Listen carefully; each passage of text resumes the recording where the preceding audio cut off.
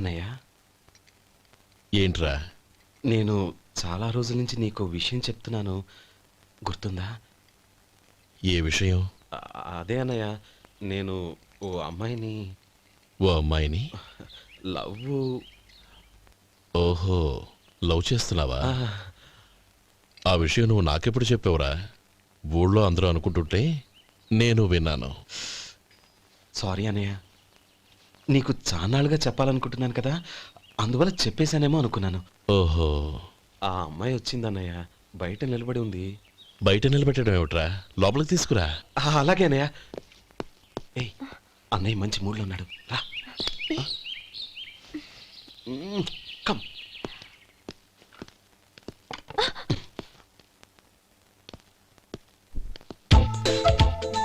ఎందుకంటావేంటయ్యా? ఆ అన్నయ్య మాట వినగానే మీ డాక్టర్ గడగడ వణికిపోతాడు. అసలు డాక్టర్ చదివే తమ్ముడిని అలా భయపెట్టచ్చా? తప్పు కదా? తప్పేనండి. నమస్కారం. అదేంట్రా, మనిషో పక్కనుంటే నమస్కారం ఇంకో పక్కనుంది? అది మర్యాద అన్నయ్య, మర్యాద. ఆహా, అవును, నీ పేరేంటమ్మా? నందిని. ఆ నందిని. నందిని అన్నయ్య. ఏ, ఆ మొక్క తను చెప్పలేదా? పెద్దలంటే మహాగౌరవం అన్నయ్య, మేమిద్దరం ఇంత క్లోజ్ ఫ్రెండ్స్ కదా, ఆయన నాతో కూడా ఎక్కువ మాట్లాడదు. ఓహో కదా. నాకు మీ డాక్టర్కి పెళ్ళవని, అప్పుడు అన్నయ్య సంగతి చెప్తాను. ఏం చేస్తానండి? ఏం చేస్తానా? సంవత్సరం తిరగకుండానే కవల పిల్లలు కని వాళ్ళ అన్నయ్య చేతిలో పెడతాను. వాళ్ళకి 5 సంవత్సరాలు వచ్చేసరికి ఆయన్ని బాగా ముట్టిగలేస్తారు. అవును, అమ్మాయి మోహం చూడకుండా నిర్ణయం ఎలా తీసుకోనరా? తలెత్తు.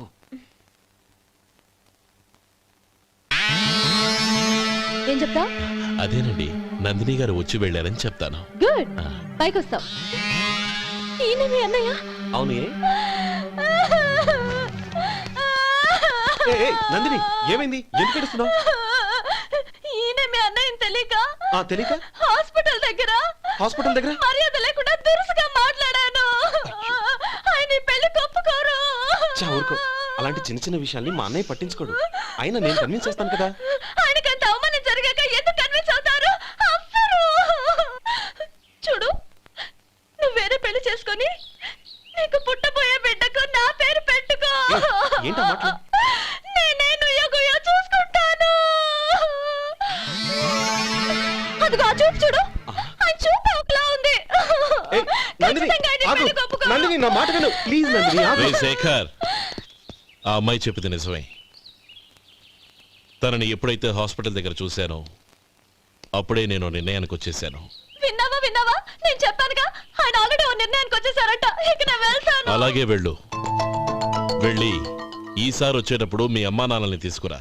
ముహూర్తాలు ఎప్పుడు పెట్టుకోవాలో నిర్ణయించుకుంటాం. అర్థం కాలేదా? నువ్వే మా వాడికి సరైన జోడి. అదే నేను తీసుకున్న నిర్ణయం. థాంక్యూ బావగారు, నన్ను ఆశీర్వదించండి. లేమా, శీఘ్రమేవ కళ్యాణ ప్రాప్తిరస్తు.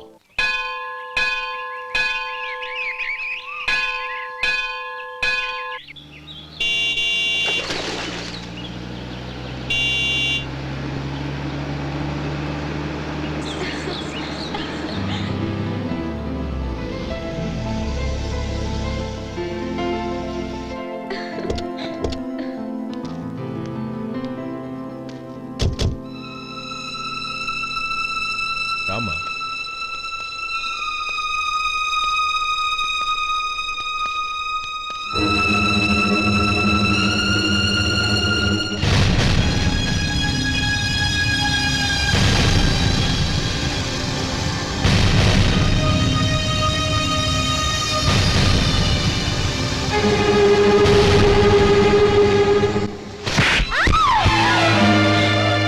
నా పరువు తీసావు కదే.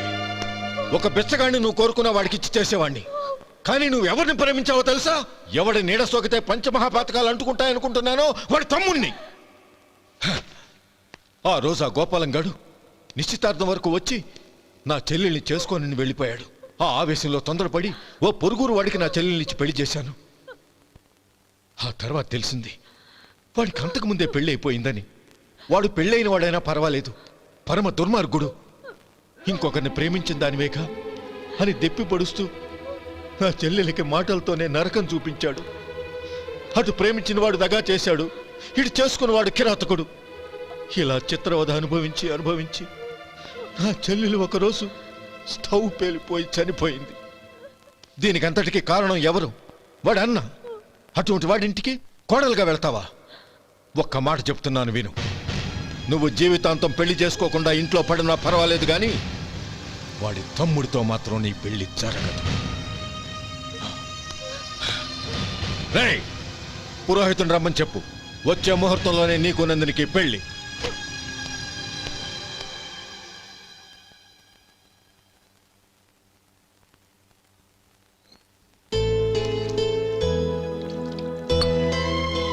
ఒరే, అదేంట్రా ఒక ముద్దైనా తినకుండా చేయగడిగేశావు?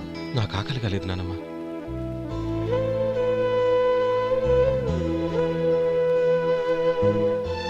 ఆ అమ్మాయి చాలా మంచిది, చదువుకున్న పిల్ల, మనందరికీ బాగా నచ్చింది.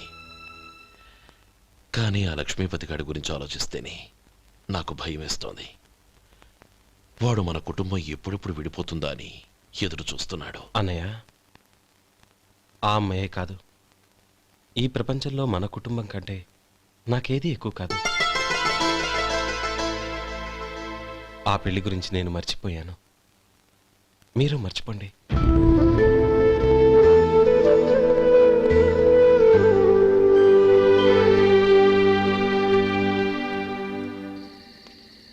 శేఖర్, నువ్వా?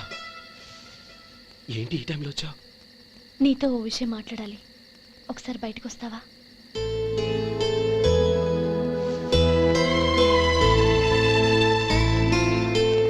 ఏంటి సూట్ కేసుతో వచ్చావు? శేఖర్, మా నాన్న నాకు వేరే పెళ్లి చేయాలని చూస్తున్నాడు.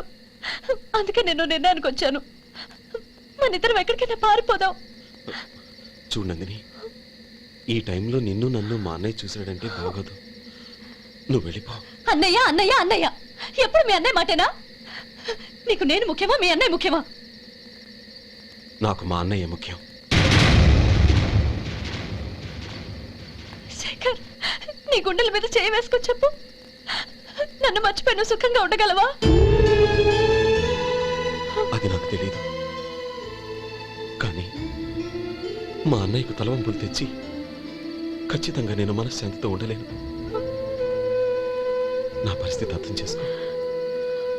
దయచేసి మీ నాన్న చూసిన సంబంధం చేసుకుని సుఖంగా ఉండు. చాలా టైం అయింది, ఇంకా బయలుదేరు. నన్ను క్షమించు.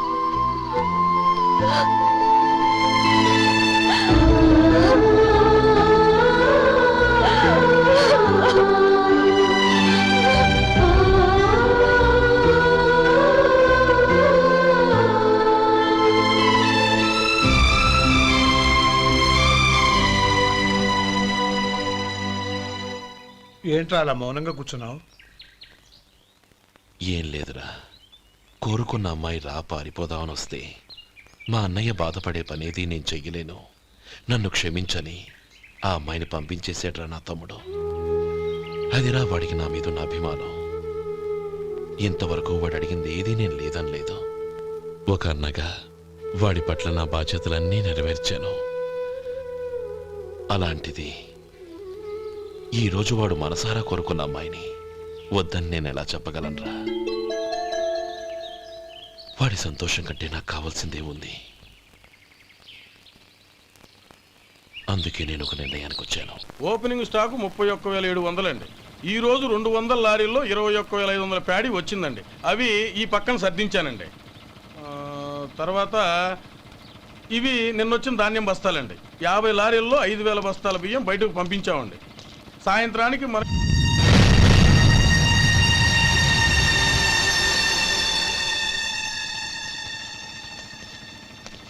వీడెందుకు వచ్చాడు ఇక్కడికి? నమస్కారం. ఎందుకు వచ్చాడో అడుగు. నీ సహాయం అర్థించొచ్చాను.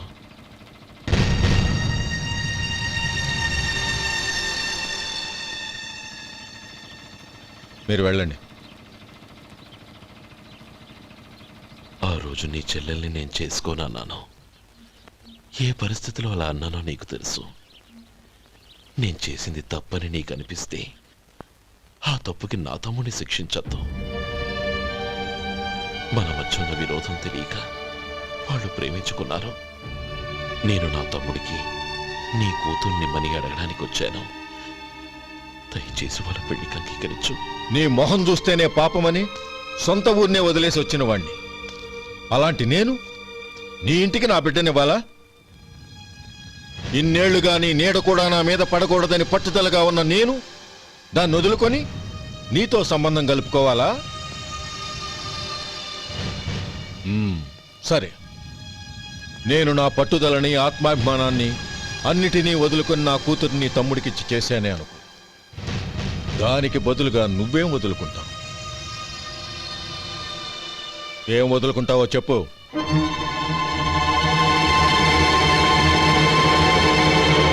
నీ ప్రాణాలు వదులుకుంటావా?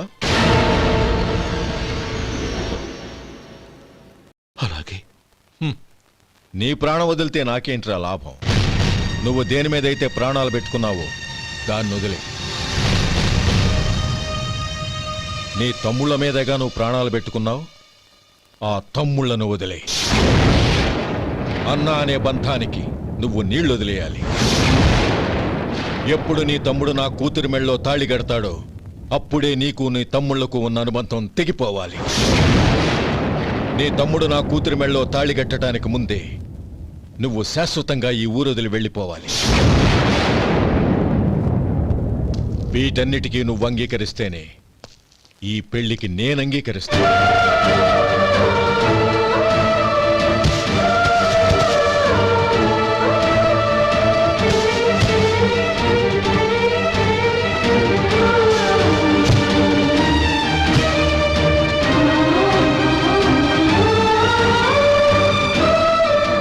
ఏమంటావు?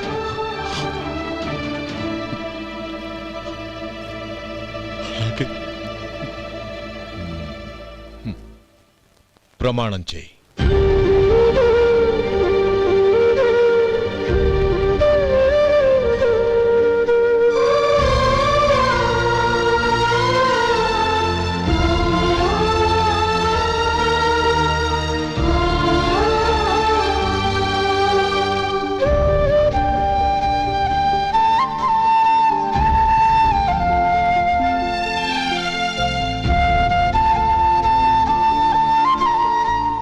వస్తాను. అంకుల్, నందినిని నాకిచ్చి పెళ్లి చేస్తానని చెప్పి ఇప్పుడు వాడి తమ్ముడికిచ్చి చేస్తానని మాటిచ్చారేంటి? రేయ్, నువ్వు నోరు మూసుకోరా. వీడి తమ్ముళ్ళు విడిపోవాలనే ఇన్నేళ్లుగా ఎదురు చూశాను. ఇప్పుడు నా కల నిజం అవబోతోంది. నువ్వేం దిగులు పడకు. నీకు వేరే మంచి పిల్లని చూసి ఘనంగా పెళ్లి జరిపిస్తాను.